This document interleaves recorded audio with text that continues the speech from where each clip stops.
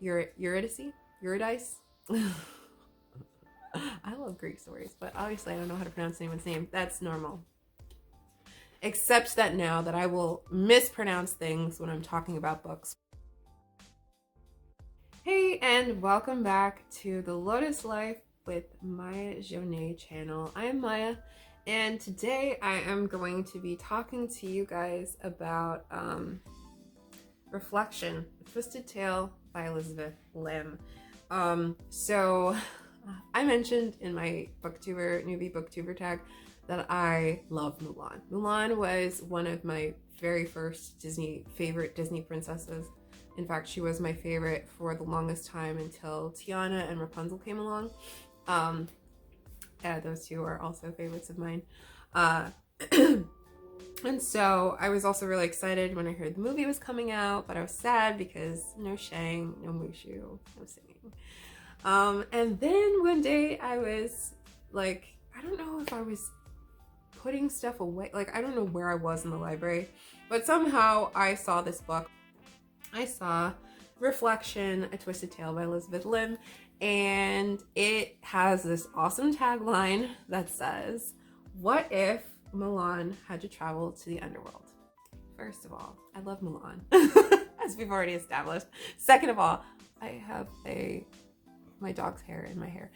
Second of all, I love anything that has to do with the underworld. One of my favorite stories was Dante's Inferno. We had to read that in high school in 11th grade. We had to read Dante's Inferno, and it's all about Dante who's traveling through the 9 circles of hell. I don't know what it is about it that I just find so fascinating. And there's so many versions of the underworld that are kind of similar. So really wanted to know what this was like. This novel is definitely, in my opinion, like the premise of Orpheus and Eurydice. It's a Greek tale about this man named Orpheus who plays the lyre, pronouncing that correctly, and his wife Eurydice. I love Greek stories, but obviously I don't know how to pronounce anyone's name. That's normal.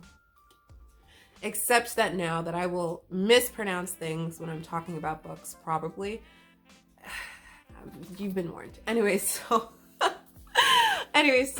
Eurydice ends up dying. Orpheus is distraught. He goes to the underworld and pleads with Hades and Persephone to Persephone, whatever. I'm gonna stop. Persephone. He pleads with them to let him go through the underworld and bring her back. And they are so swayed by his beautiful music that they say, okay, you can go through. If you, once you find her soul, you have to leave with her the underworld and don't look back. You just have to trust that she's with you. So he goes through, he finds her, and she looks like a ghost. She looks like an apparition, whatever. So he's not sure, but he's happy he's found her, and they're leaving the underworld. And just as he gets to the exit, he looks back and she vanishes and he's lost.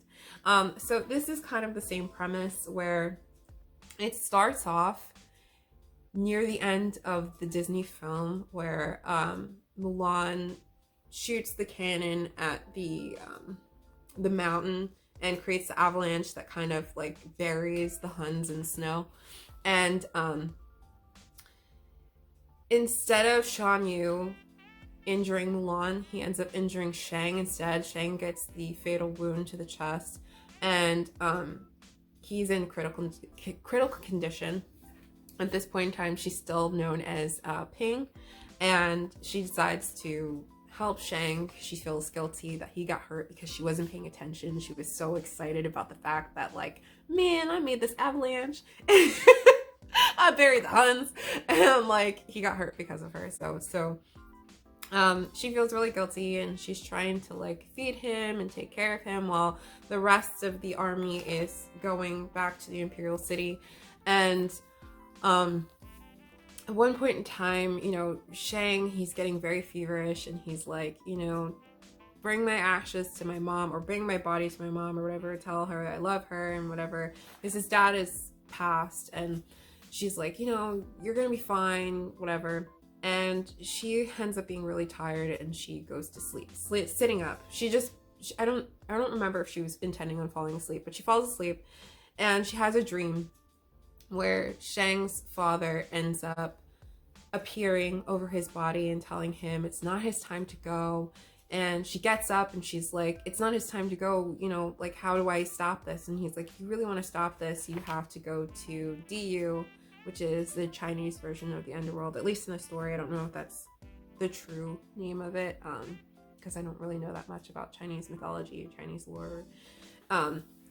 But so she goes to, hopefully I'm pronouncing it right, DU, DIYU, and to save him. And so Shang's father sends their family guardian, Shi, S-H-I-S-H-I, which I know is supposed to be She, like thank you in Chinese, I think, if I remember correctly. But it might be Shi, I don't know how it's supposed to be pronounced. But anyways, so he's kind of like her Mushu. Mushu is in the beginning of the story, but he doesn't follow her throughout the rest of the story. Also, might I add that there may be spoilers. There's definitely going to be spoilers in this review.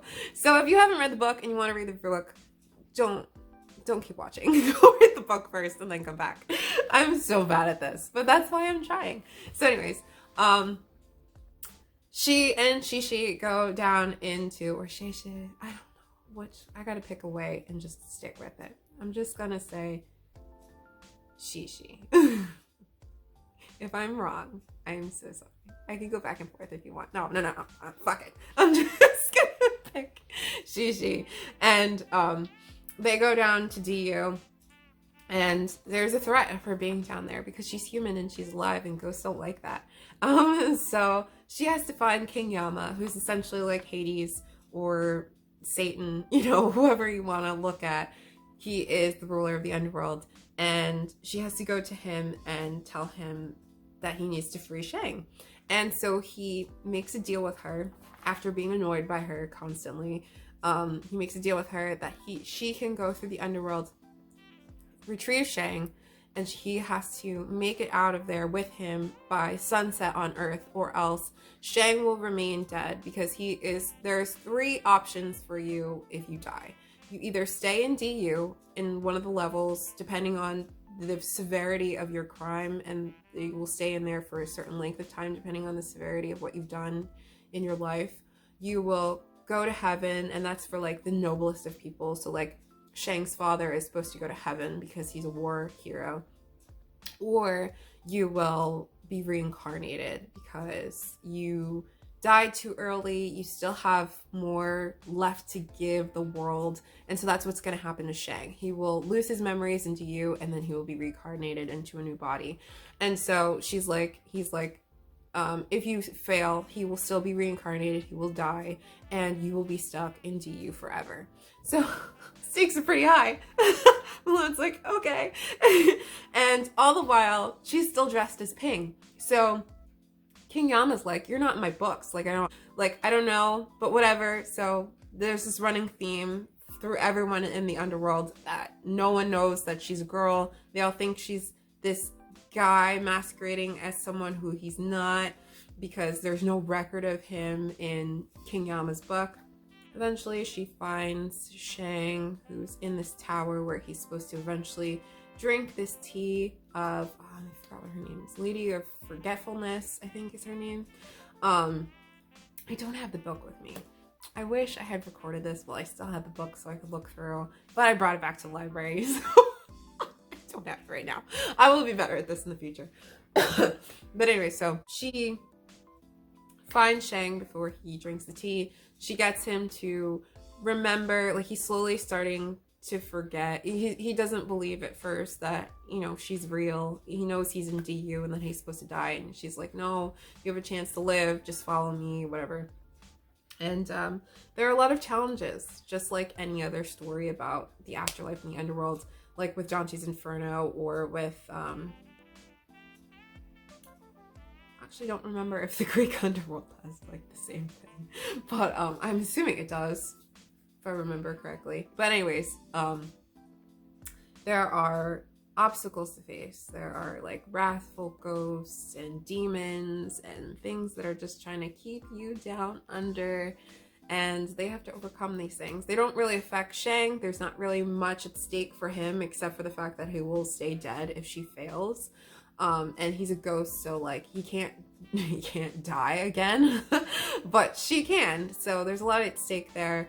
She does get injured early on, and you think that's going to be a problem. And I'm not gonna continue to go through details of exactly what happens in the book, but I will say that I thought it was well written. I mean, the whole time I was thinking this is just like glorified fan fiction, I guess, because it was published.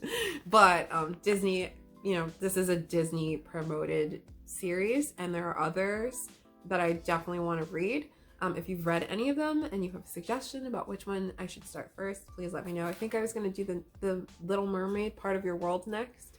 But I know there's a Frozen one and Sleeping Beauty, maybe Snow White, I remember. I think there's an Aladdin one. So yeah, but I was really excited. I thought this was really well done. I loved the characters. Mulan as Ping and as herself seemed very true. There's this awesome commentary on, like, you know, women should be allowed to be given more opportunities and shouldn't be thought of as less than men. In fact, there is a villain in the book that is a woman. She is much more devious than King Yama, and he's actually afraid of her. They kind of reminded me of Hades and Persephone, I guess. Specifically like Lore Olympus, Hades, and Persephone. If you guys know that webtoon comic, again, I will talk about it in a future video if you want me to. But yeah, so I really liked the pacing. I thought, you know, the plot was pretty basic. Like I said, it's just kind of like that Greek lore of going to the underworld, retrieving a spirit, and wondering whether or not they're going to succeed. It would have been pretty messed up if she didn't succeed. So I didn't really feel that much. There was one part when they're like facing this ginormous demon, and I'm gonna have to reread that section of the book, but I was just a little confused as of where they were geographically. Things were not, I couldn't visualize what was happening, and it was kind of taking me out of the book at that point in time. But everything else I thought was really well explained and described, and it was pretty easy to follow. It's a quick book. I think I read it in like a day and a half, maybe a full day. I don't remember how long it took me to read. But yeah, I definitely liked, I could hear the characters' voices like from the movie with Mulan, Shang, and even Mushu on the few times that he appeared. There were some very interesting characters, King Yama, the Lady of Forgetfulness, some of Mulan's ancestors that appear. So, you know, there was a lot of nostalgic things that I thought were done really well, tie-ins to the movie, and I thoroughly enjoyed the book. I actually think it's the best rated one on Goodreads of the Twisted Tales series. So I don't know what that means for the other ones, but if you have read the other ones and you enjoyed them, you should definitely check out this one if you haven't watched it or read it. I don't know if there's an audiobook version. I don't know if it's good, so I can't suggest that. All I can do is suggest the book. Again, it was a really quick read. Plot and pacing were good. The world building was good. The characters were good. I gave it a 4 out of 5 stars. I think I gave that it on Goodreads. 2. I know I gave that it on my blog, which I have stopped using now. But so yeah, that's all I have to say. If you had any thoughts or opinions on this book, you didn't like it, please let me know in the description below. It's just, like I said, it's pretty generic. It's like glorified fan fiction, but I didn't find it hard to read except for that section. And you know, if you want me to talk about it, just ask me in the comments and I'll let you know what the section was. It was that part, it really was hard for me to get through, just because I was so lost. I was like, where are they? Where is this happening. I can't see it. So other than that, I really, really liked the book. It was very nostalgic, and I felt less robbed of the fact that we won't have Shang and Mushu in the movie. And am even more excited for Mushu. I'm really excited for the movie in March. And yeah. Alright guys, so if you really like this video, now is the time for me to tell you what all YouTubers say. Please hit that like button. Don't forget to subscribe if you haven't already so that you can get notified when I post a new video on Sundays. And follow me on my Instagram. I obviously will probably, I don't know, at this point in time I can't tell you if I update that more frequently than this, but I do post pictures of books I'm currently reading, things I'm doing at my job, if you're ever interested. And yeah, I'll see you next time. Bye.